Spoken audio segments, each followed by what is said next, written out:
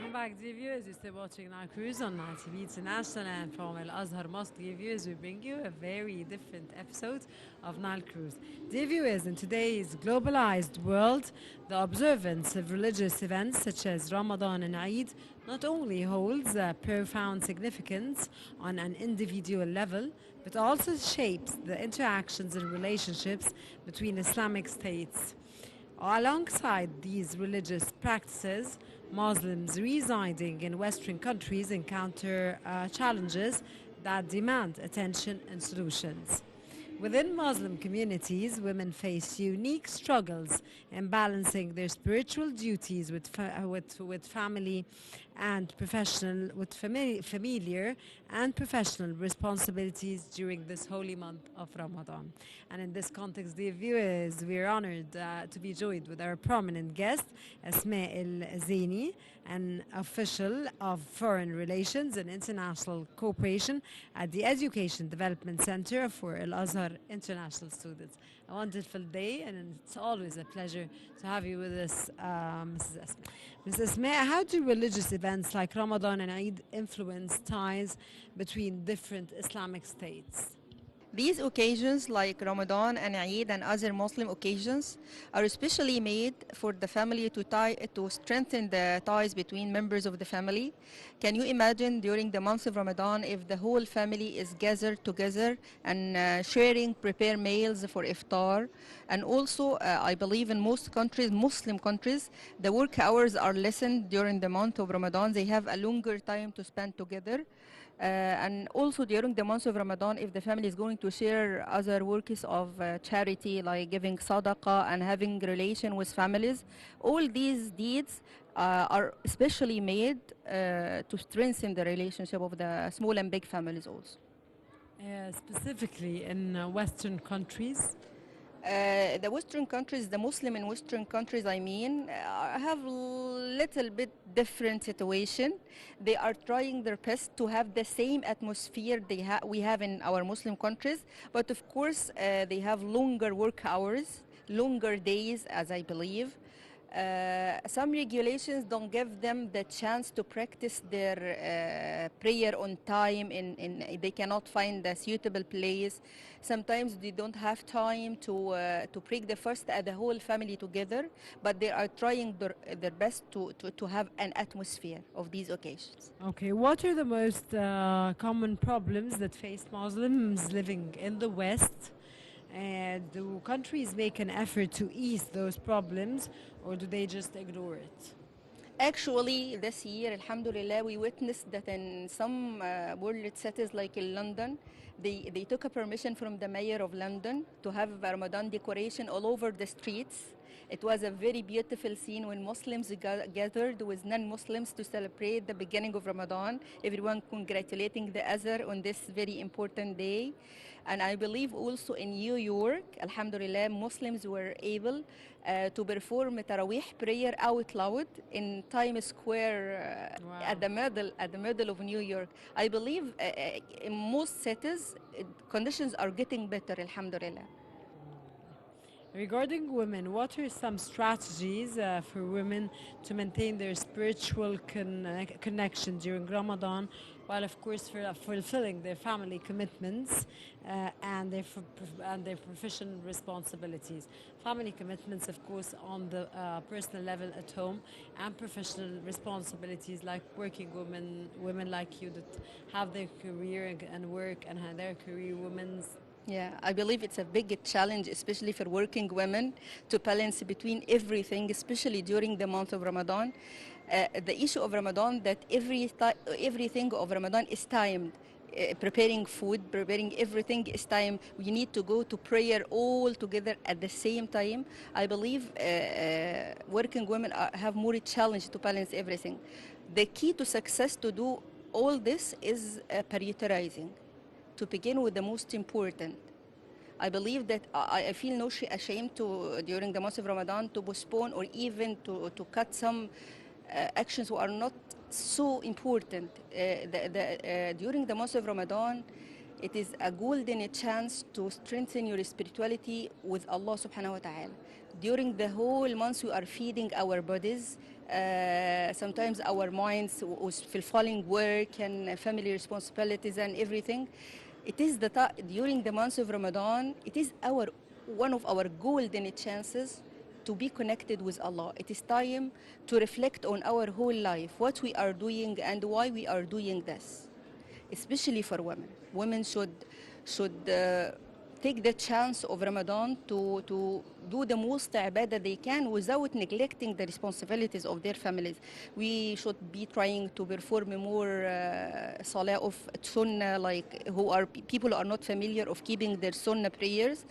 During the month of Ramadan, we perform all together the Taraweeh prayer. If they are able to go to the mosque to perform, they should go to strengthen their spirituality.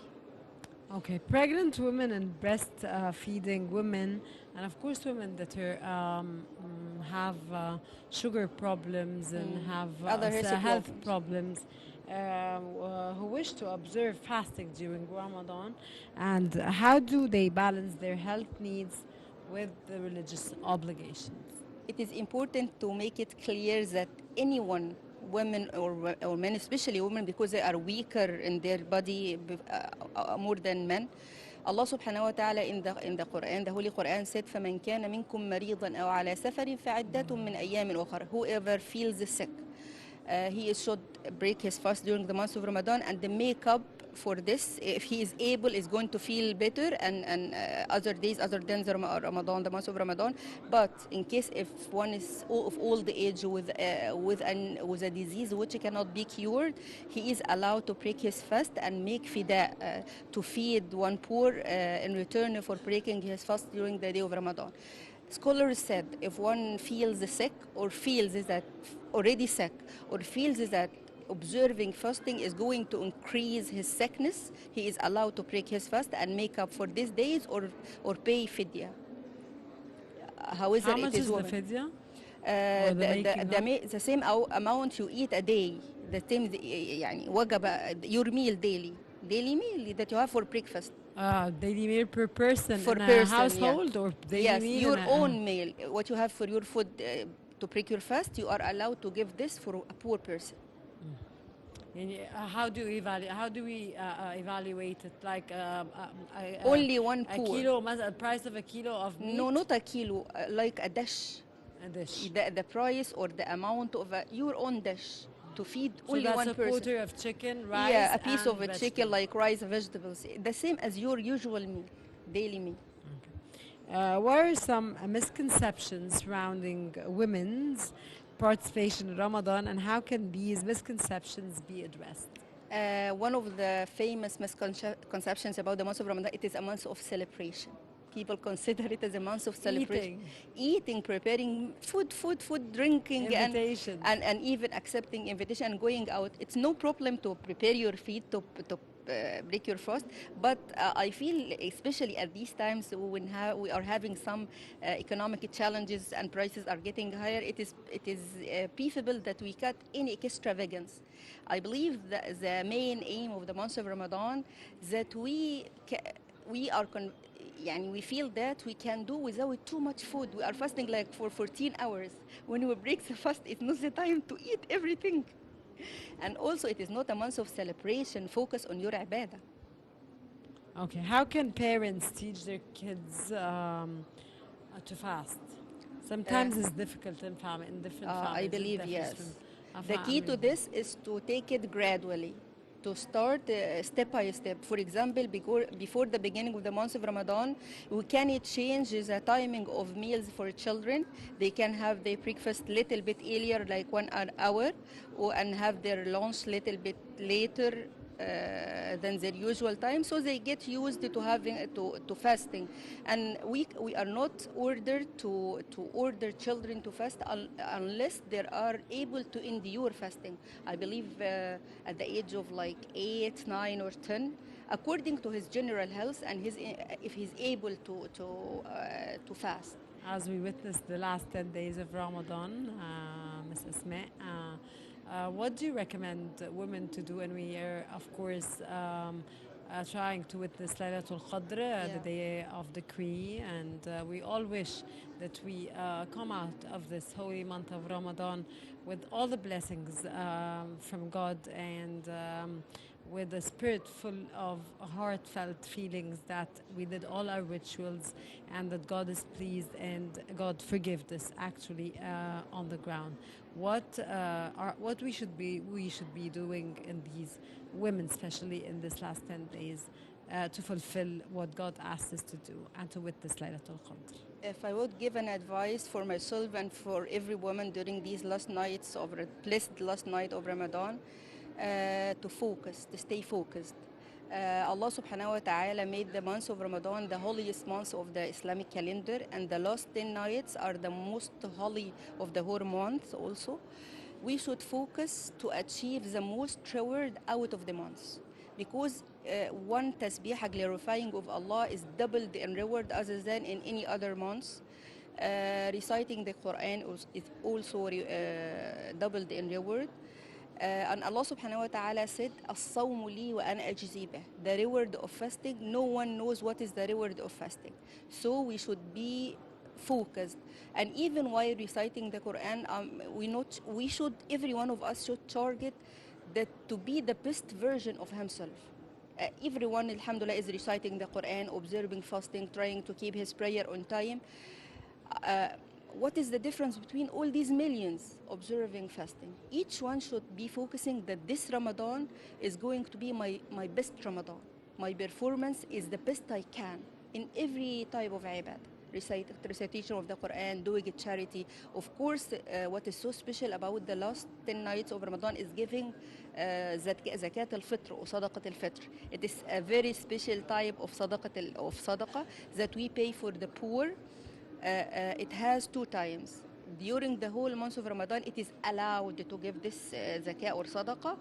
The best time to perform this type of sadaqah is after the sun sets, the night of Eid, the last night of Ramadan.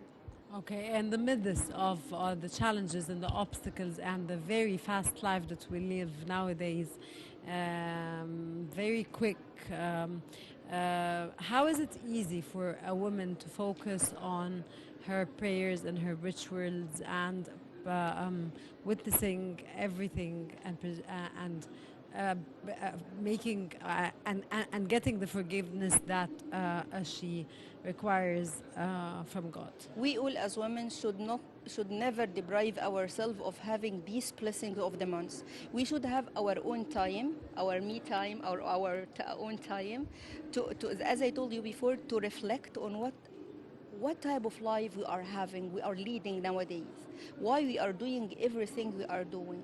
Also, we should never forget our brothers and sisters all over the Muslim world, especially our sisters and brothers in Palestine, to make the most dua that Allah subhanahu wa ta'ala ease our suffering and their suffering, inshallah, and stay focused till the last, my best advice, to stay focused till the last minute of the month. Don't waste any hour. Our prominent guest was Asma Zaini, an official of Foreign Relations and International Cooperation at the Education Development Center for Al Azhar International Students. Thank you so much for joining us in today's episode of Nile Cruise. Happy Ramadan, happy Eid al-Fitr, and of course, we always enjoy your interview and your informative knowledge. Thank you very much, Ms. Thank you Asma, so for joining much. us today, and happy Eid al-Fitr. Happy Eid to you and all the staff and our dear viewers. Thank you so much. It was great honor to be in your company. The honor is ours. Thank you. Dear viewers, stay tuned. I'll be back again.